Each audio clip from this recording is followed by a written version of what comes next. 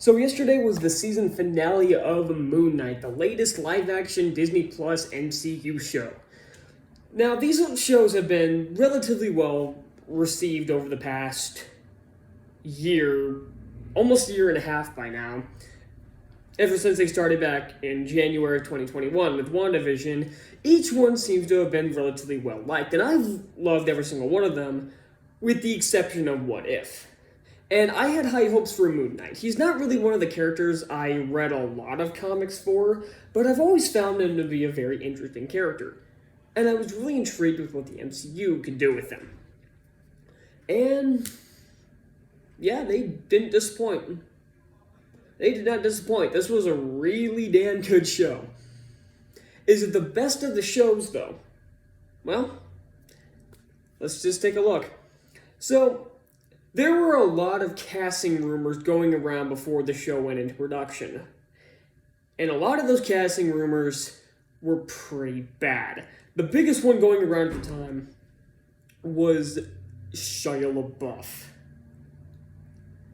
And I shuddered with horror at the thought of that jackass joining the MCU.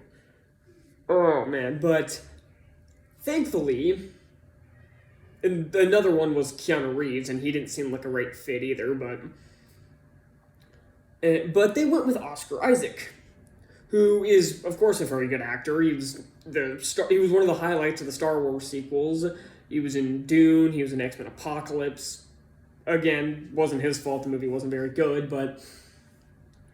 So, yeah, we got a really talented actor in the lead, and you've got a pretty good villain with Ethan Hawke. So, the show was already shaping up to be pretty good. The suit looked badass. It had Khonshu looked pretty comic accurate. So, the show was already shaping up to look pretty good. And the show didn't disappoint. We get two different versions of Oscar Isaac here. We get a British version, Stephen Grant, and we get an American version, Mark Spector, which is possibly one of the most badass names I've ever heard. That is, Mark Spector is a badass name. So, yeah, just need to say that. So, these are two very different characters. Stephen Grant is your typical nerdy, what's the right term? Loser, I guess, would be the right term. And then Mark Spector is the stoic badass. And there is a third one, but we'll get to that later. So they're two completely different sides, and the entire time you don't know which one of them is the original, which one is the real one, and which one was the alternate personality that was created. And you're meant to be believing it the entire time. I kind of figured out which one was the original because I knew that his name in the comics was Mark Spector, so I kind of figured that was the original. And sure enough, I was right. But it was done in a pretty cool reveal.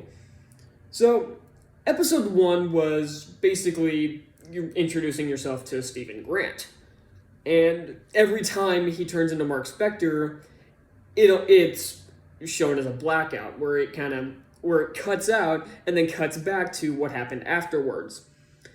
And at first I thought that was kind of cheap, but then I realized what they were doing.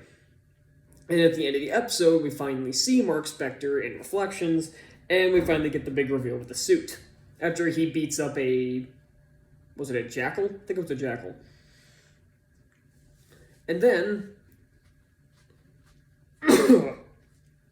I haven't been talking much today, so my throat's a little stuff. So, you don't care. Episode 2 introduces us to Mark's wife, Layla, and we see that Mark may have had more control than we originally thought, because at this point it seems like Stephen has had control his entire life, and Mark is just now appearing. But that is clearly not the case. And we learn a bit about Mark Spector, and we learn more about the villain, Arthur Harrow, played by Ethan Hawke, where he worships a god that he works with scales.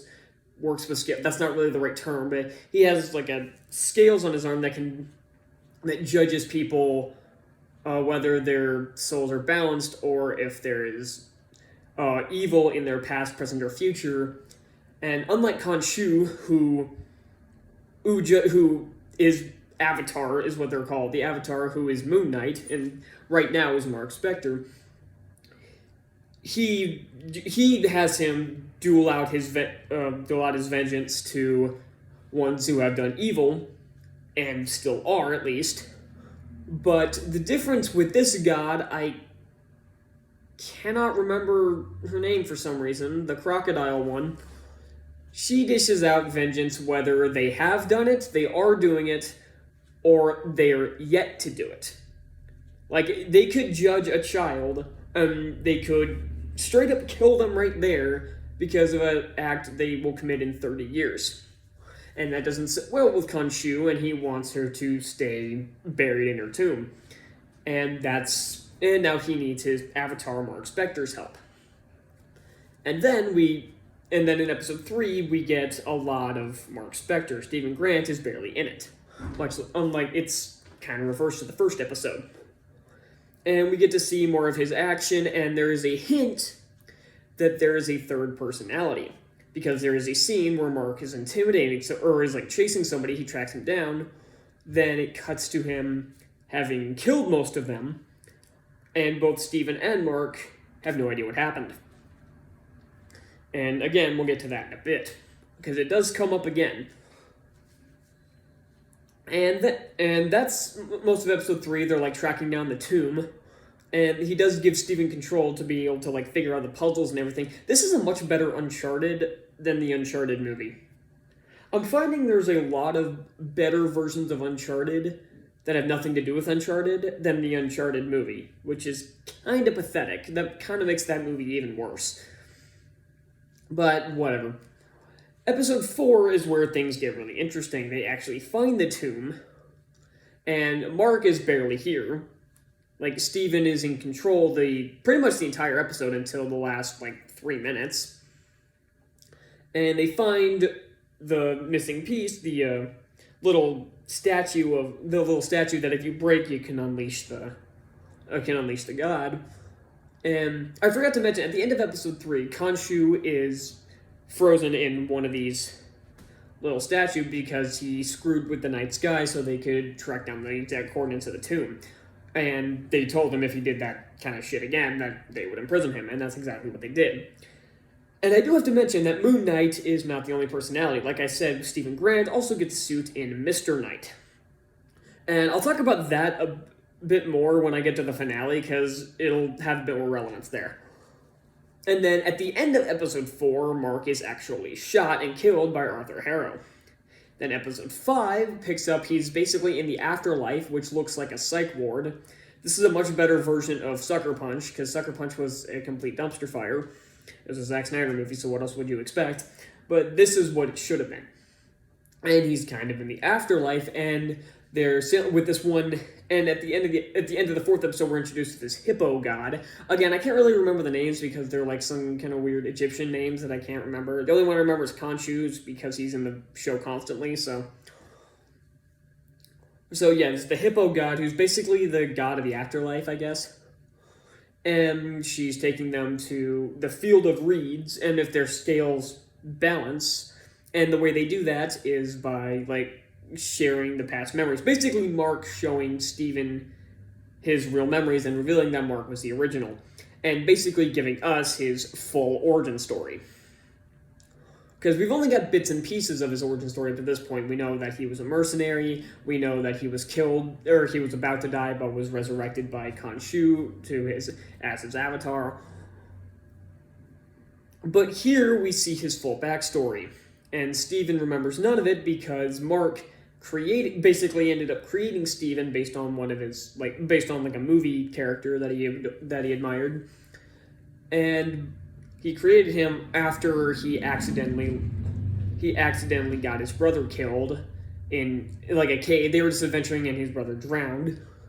And his mother blamed him for it and became an abusive piece of shit. And that kind of fucked with him, obviously. So he ended up creating an alternate personality, kind of as a coping mechanism, almost, I guess. That'd be the best way to put it. And he eventually left and was in the it was briefly alluded to that he was in the military and was discharged. I don't remember why. I think he like abandoned his post at some point. It was glossed over in one sentence. And then he became a mercenary and was nearly killed, along with Layla's father. He was there as well, which led to him actually meeting Layla after he became Moon Knight. And him, of course, pledging himself to Khonshu in order to save his life. And basically to get revenge on people as well. So, that's just... And at the end of episode 5, Steven ends up dying-ish. He gets, like, frozen in, like, trapped in, like, the sands below, which is, like, basically their version of hell, I guess, would be. But Mark goes back for him, and they are able to be resurrected and become Moon Knight and Mr. Knight to take down Arthur Harrow and his big crocodile god. I still can't remember their names. And also, Layla becomes the avatar of the hippo god. And I do have to mention that Layla's father was a character in Moon Knight. I don't remember what his superhero name was, but he was a superhero in the comics. Layla wasn't in it. Her father is dead in this one, so she basically becomes that superhero. Okay, kind of a pointless change, but it's fine. It worked with the story. And one thing I do have to bring up about Layla, though. I like the character, but what is her accent? Most of the time, it sounds American, but then there are times where it sounds vaguely English. I don't know. I thought they were almost setting up a twist where she has like a split British personality as well. That obviously didn't happen, but that was like the only thing I could think of to explain the inconsistent accent. But whatever, it's minor gripe. And what I wanted to get into this finale, one, the action is stellar in this show. There's not a ton of it, but you don't really need a ton of it. And one of my favorite moments was in episode 3, where Mark is, like, beating on some dudes and killing them during a fight, and Steven, like, briefly takes over the body. He's like, no, stop. He takes over the body, like, drops the dude, and then he gets, like, stabbed with a bunch of stuff, like, big, like, spears or whatever they are, because the suit basically, like, magically heals them. It's, like, basically makes him, like, Wolverine. And immediately that happens, it's like, no, Mark, take the body back. And at the end of this point, they've kind of come to terms. They've kind of become one. And they're able to switch between Moon Knight and Mr. Knight constantly. Or not constantly, but they're able to do it very smoothly. And the camera and the editing really reflects this brilliantly. Because episode 3, when they change from Mr. Knight to Moon Knight, just kind of randomly, the camera will like move up and move back down, but it's always like this little like jerk it around, or like the editing will be it'll be like jerky, it'll be like almost like they're fighting one another, and that's kind of what it is. But at the end, the camera will like move up and move back down, or it'll cut to them, but it'll be incredibly smooth because they're working together with this now. That's some brilliant direction and editing on the filmmaker's part. And then the end of it, the end credits, there is actually end credits in this one, reveal the third personality, Jake Lockley, because they are set free by Khonshu at the end, but I think it's also established at the end that they're not really, because Lockley who has a Spanish accent, is working with Khonshu and kills Harrow at the end, in the end credits. Because he actually ends up at a psych ward, like a real one, not like in the afterlife. And I do appreciate like the psych ward in the afterlife is a really cool idea, because it keeps cutting back to Mark and Steven talking to Dr. Harrow, and kind of like trying to trick us into thinking that what we've been seeing isn't real. In any other movie, this probably would have tricked me, but in a Marvel superhero show, it wasn't going to trick anybody, but I don't think that was the point. It's kind of like basically trying to get Mark and Steven to end up becoming one unit, and they are able to by the final battle. All the characters, like I said, are really well defined. I like Mark. Steven is great. I like Layla. She's a good side character in this. Harrow's a pretty good villain. I like the gods. Khonshu is pretty funny. I like him. There are other characters. The mother's an absolute piece of shit. She's in one episode, and that's kind of the point, though. She's somehow even worse than the mother from Shazam. That's impressive.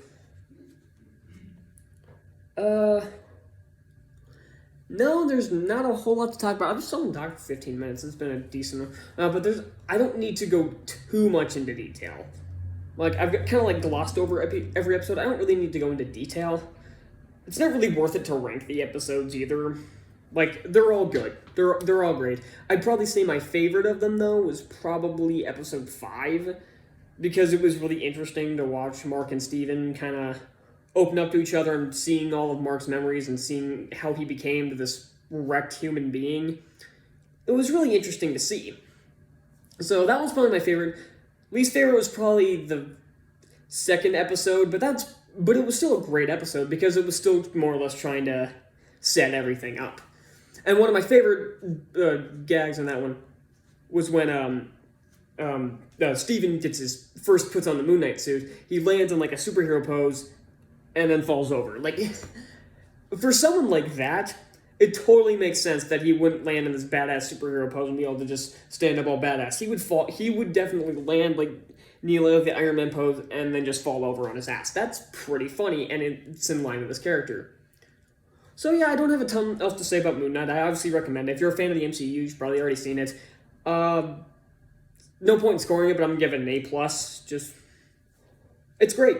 It's good. I really have no complaints about the show. So that's all I have to say, and I can't wait for Doctor Strange tomorrow. But unfortunately, there is another video I need to make, and it's about another Disney Plus show that's coming out next year, and it's already looking like it's in trouble.